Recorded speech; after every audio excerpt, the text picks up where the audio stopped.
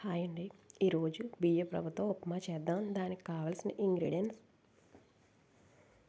బియ్యపు రవ్వ అండి.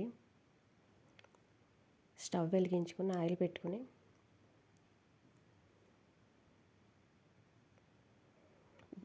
ఆయిల్ బాగా కాగిన తర్వాత మినపప్పు, శనగపప్పు, ఆవాలు ఇవన్నీ బాగా ఫ్రై చేసుకోవాలి. మంచి కలర్ వచ్చే వరకును. అవి బాగా వేగిన తర్వాత కరివేపాకు, పచ్చిమిర్చి, అల్లం ముక్కలు, మనకి ఇష్టమైతే కట్ చేసి పెట్టుకున్న ఉల్లిపాయలు కూడా వేసుకుని బాగా మంచి కలర్ వచ్చే వరకు మనం వేపుకోవాలి. అవి కూడా బాగా వేగిన తర్వాత మనం కప్పు బియ్యపు రవ్వ గ్లాసు బియ్యపు రవ్వ తీసుకుంటే 2 గ్లాసులన్నర వాటర్ పోసుకొని మనకి బాగా క్వాంటిటీ బాగా ఉడుకుతుంది.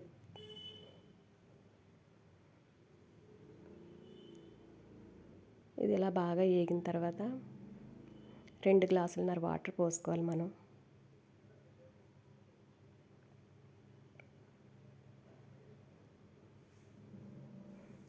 తగినంత సాల్టు,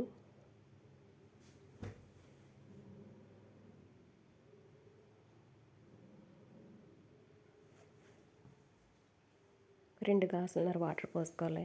గ్లాస్ రవ్వకి బియ్యపు రవ్వ వల్ల కొంచెం వాటర్ ఎక్కువ పడుతుంది. ఇది బాగా మరగనివ్వాలి.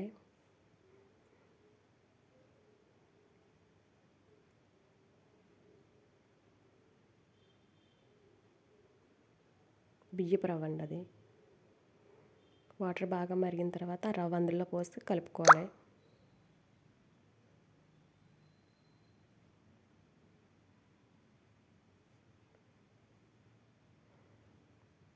అలా కొంచెం దగ్గరగా అయ్యాక మూత పెట్టుకొని చిన్న మంట మీద ఉడికించుకోవాలి.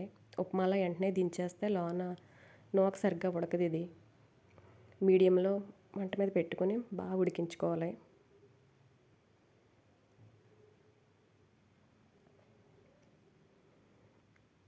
ఒకసారి చెక్ చేసుకుని ఇంకా కొద్దిగా పొలుకుంటే ఇంకొక 2 నిమిషాలు అలా చిన్న మీడియం మంట మీదే ఉడికించాలి దీన్ని. అలా అయితే మనకి మంచి టేస్టీగా ఉంటుంది. నూక బాగా ఉడుకుతుంది.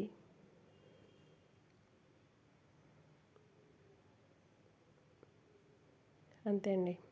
ఎంతో టేస్టీగా ఉండే బియ్యపు రవ్వ ఉప్మా రెడీ. తినడానికి చాలా టేస్టీగా ఉంటుంది.